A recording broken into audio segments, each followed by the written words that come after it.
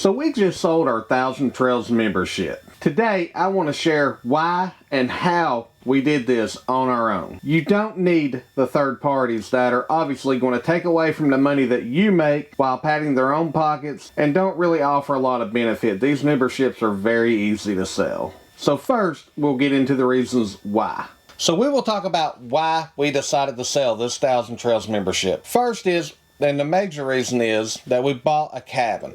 So as many of you have seen, we purchased a cabin. We are no longer full-time, so we did not think that we needed this high level of membership. And it was actually, I think, the second highest level of membership that you can buy. And it just did not fit into the way that we plan to travel going forward. And the second reason is, one of the things that we plan to focus on going forward is we do want to hit more state and national parks. So with all that together, that led us to the overwhelming reason that it was probably time to let this membership go and let it go to somebody who could get better use out of it and who it would benefit better than it was going to benefit us at this point. So now we'll talk about some of the pros and cons of a Thousand Trails membership. So one of the major pros, and obviously the biggest pro, is especially if you're full-time, it will save you a ton of money. But even if you're part-time and you're camping a whole lot, it will still save you a lot of money. You may not need the higher level of membership, but with a lower level of memberships, it's still going to save you money as long as you can get into the parks. That's the key thing. You got to be able to get in to obviously be able to save that money. But that is a huge pro. Now, and that is probably one of the only pros, but now we'll get into some of the cons. And so as we travel across the country,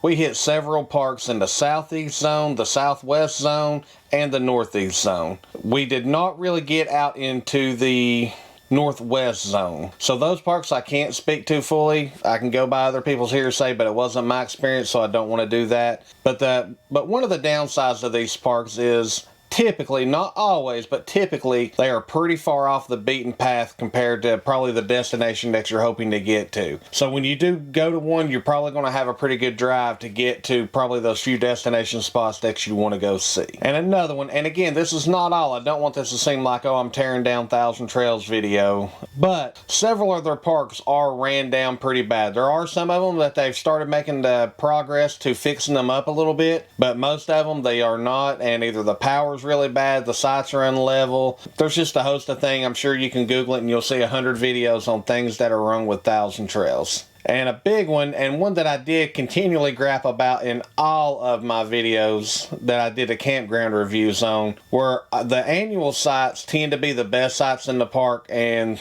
they tend to be a lot of them in every park that's a Thousand Trails, and they're always the best sites, so you know you're never going to get the best possible sites in the park. While you can get really good sites, the best sites do tend to be annual or seasonal sites, so that is something to keep in mind. So now the next thing we'll talk about is Thousand Trails membership levels and what I think about them. So really what Thousand Trail membership levels are is, for every level you go up, you're purchasing an advantage over everybody at the lower levels. That's exactly what it always is. Each level is selling you the next level of advantage over the next person, whether that be booking days that you can book out, booking time frame, booking lengths, whatever the case is. They're always trying to sell you an advantage. There's always going to be new membership levels because they're always going to be trying to sell that advantage. That's how they make their money. They are not making their money on the people who stay within the same memberships and keep camping, because they are not making enough money back if somebody comes in and spends 14 days in a park for free. You can do the simple math and it just doesn't work out for them. And I also think that's what leads to a lot of these parks being kind of ran down. They get all their money up front, but then over the long haul, they are probably really losing money on each camper, especially if you utilize the parks a lot. Not saying that's wrong from the people using it a lot, but that's just kind of the way it's set up if you do the math on it and you really break it down to try to figure it out. A good example of this is lower levels will have a hard time booking during peak season, and I'll use Florida as an example. If you try to book in Florida during the busy part of the wintertime, probably after January, after the holidays, it's very hard to book sites with just a basic camping pass. It's almost impossible, and like places like the Florida Keys, you're not going to get into those with a camping pass. But you know, that's just an example of it. And I'm not saying that you're never going to get in for a day here or a day there, but you know, you're probably not going to get a 2-week window with just a basic camping pass.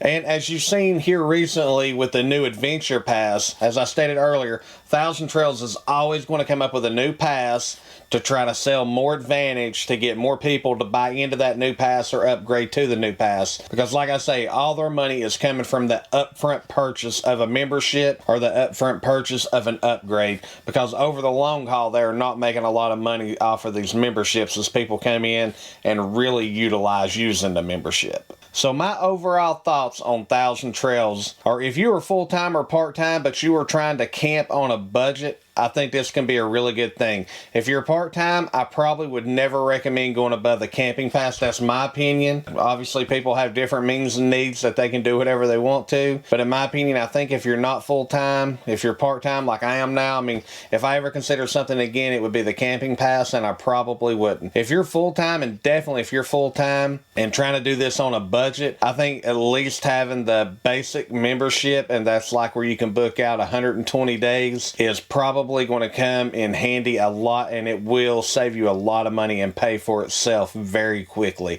So that is my overall thoughts on Thousand Trails. Again, you got good and bad of it.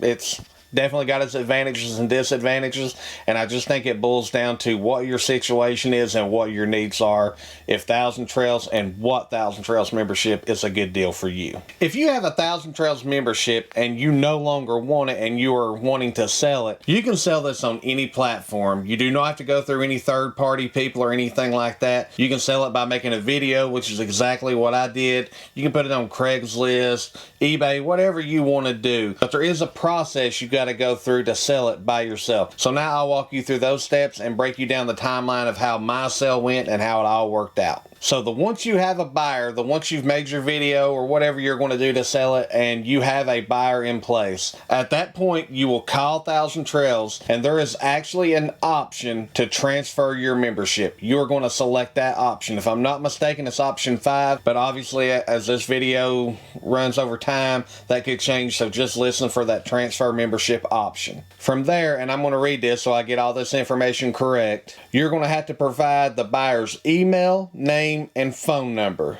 For me, what I did to avoid any miscommunication was I added the buyer in on a third-party call or a third line call, just added them into the call with a Thousand Trails representative and let them give all that information. Went a lot smoother that way, and they're definitely going to get the correct information when it's coming directly from the buyer. At the point you initiate that call, it takes about 7 to 10 days for them to send you the DocuSign paperwork. So you do all this remotely. You don't have to go into any office or anything, but they'll send you the DocuSign paperwork that you, and if you have a spouse, your spouse has to sign their copy of it, and then it'll go over to the buyer and their spouse if they have a spouse. So once everybody has signed, all the documents are completed, at that point that initiates the $750 transfer fee. So this happens for any level of membership that you're going to sell. There is a $750 transfer fee that somebody has to pay. In my case, I agreed that was included in the price of the membership. So once we all signed, at that point I initiated and paid the transfer fee, and at that point the buyer initiated and sent me my funds for the actual membership as well. And the way I did this was I accepted my payment through PayPal, which made it a little bit easier. Of course, PayPal is going to get a little cut of it, but you know, that's a more safe and secure way. So actually I received my payment from the buyer,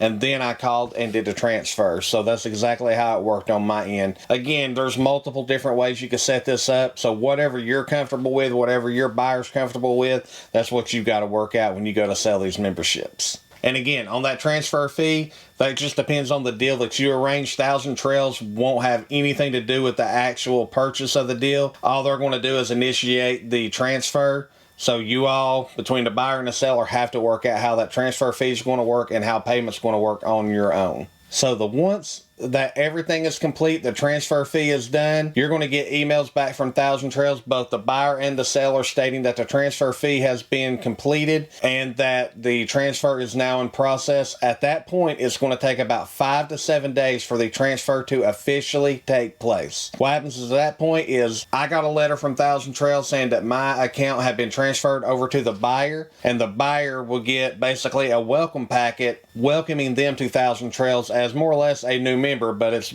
with a new member that purchased a resold membership. So, but they'll have their own membership number. The membership number and everything will change after that, but they get all the benefits that you got.